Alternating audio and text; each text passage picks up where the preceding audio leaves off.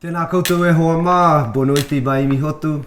My name's Brent, I come from New Zealand and I'm talking to you from Dili, Timor-Leste. And my name is Ajeng, I am from Indonesia. We thought we would talk about what we appreciate and enjoy and like most about each other's cultures. Not necessarily our national cultures and countries, but just kind of an east and west thing. You know, we've got some pretty key differences, you might say, in culture and social norms, cultural norms, etc. So what we've done is we've decided upon, without discussing, 3 things that we like about each other's cultures. Here we go, let's ring the bell. Number 1, old school style.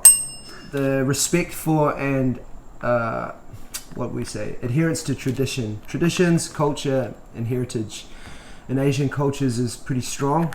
And whether that's to do with cultural beliefs, social etiquette, behaviors, language, you know, these things are pretty strong in Asian and Eastern cultures from my experience. So that's number 1. That's my number 1, tradition and heritage. Okay, my turn. Go. Number 1 that I like about Western is about freedom of speech, freedom of thinking. Okay. Yeah? So people are free to share their opinion, and even on the media, and there is no restriction, limitation. Generally, yes. Generally that's true.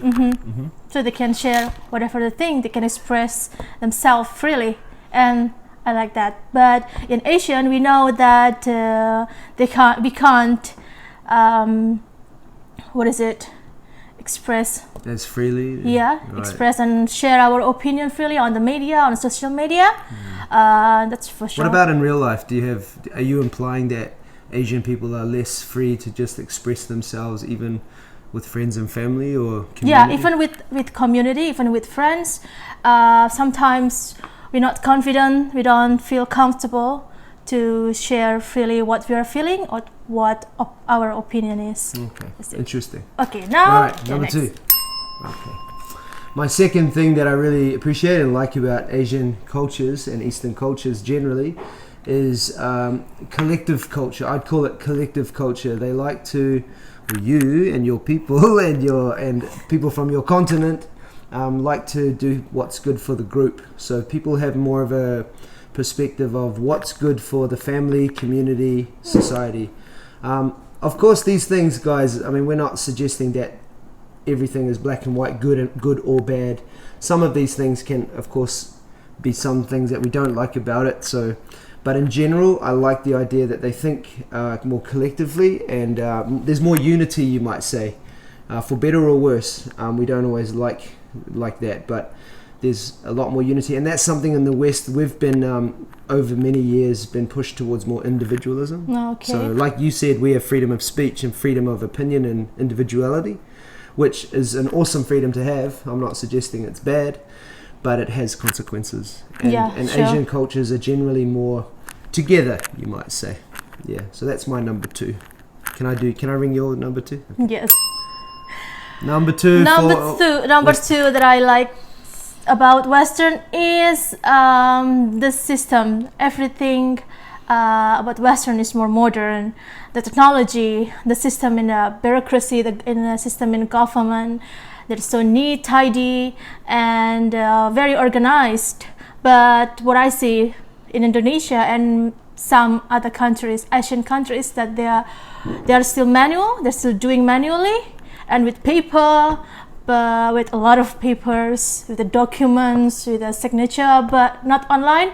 But in the Western system, they're doing online and more practical, more effective. That's really good, personally, so it's quicker, more efficient. Oh yeah, okay. Sure. It probably costs less too, right? Especially in 2022, we need to do everything online. Should be.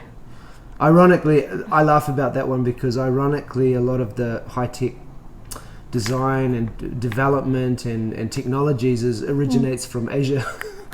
But we're talking in general terms, of course, so there's going to be exceptions for everything, right? About education system, health system also, right. About rules. So the Western system is more like efficient. Yes, efficient, effective. organized. Oh, okay, got it. Fake. All right. Okay. Number 3. Your turn. Okay.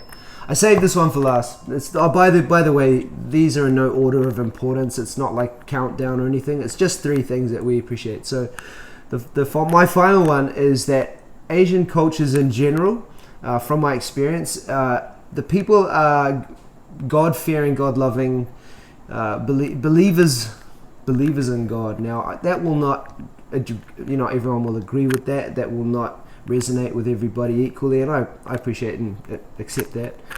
But what I found in Asia is that regardless of religion, and I'm not really talking about religion actually, I'm talking about again a unified belief in God or gods, even when you're talking about Buddhism and Hinduism, I should say, not Buddhism. Whatever that, there are strong beliefs, and they're generally like in Indonesia, for example. There are 5 or 6. Is it 5 or 6 official religions? 6 official religions. 6 official religions, all given, right. People have the right to believe in these religions. And so what I found in Indonesia in particular is most people believe in God, whether they are Christian, Catholic, Muslims, Hindu, etc.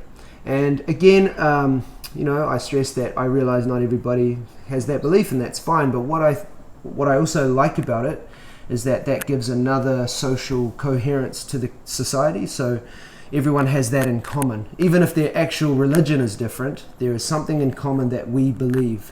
Now, in Western culture, again, we have been moving away from that model for some time, and that's fine. I accept it. It does offer certain freedom of belief, but it equally takes away some of the unity that we could have from having shared beliefs. So that's my number 3, is that Eastern Asian and Eastern cultures generally are believers, for an easy way to put it.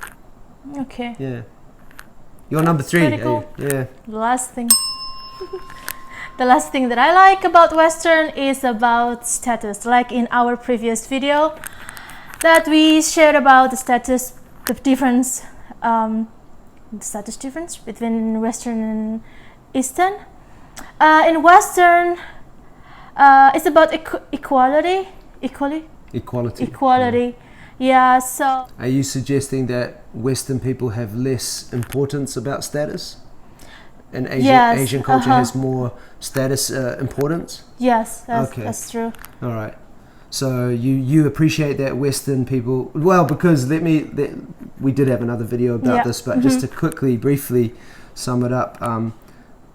We have discussed before that Eastern cultures and Asian cultures in particular put a very high importance on people's status, perceived status. It's not just rank. It's, people's education, wealth, sometimes family and tribal links has a big effect on your position in society and the way people look at you, whether you're considered high, medium, or low.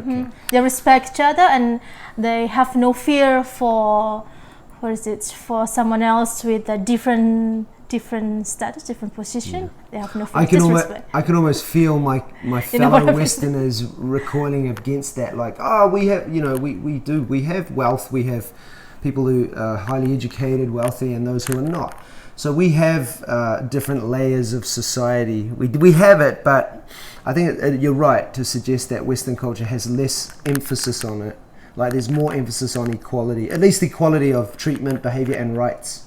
Whereas in Asian culture, status can have a big effect, right, on your rights and on how people see you. So anyway, we won't go on about it too much. We just wanted to make that video. That's our opinion, actually. Yeah, of course. It's always just opinion and experience and perspective. 3 things that we like about each other's East-West backgrounds. Okay, if you want to comment about it and throw an idea, throw a share your ideas, what you like do so about Western or Eastern. Awesome. Bye.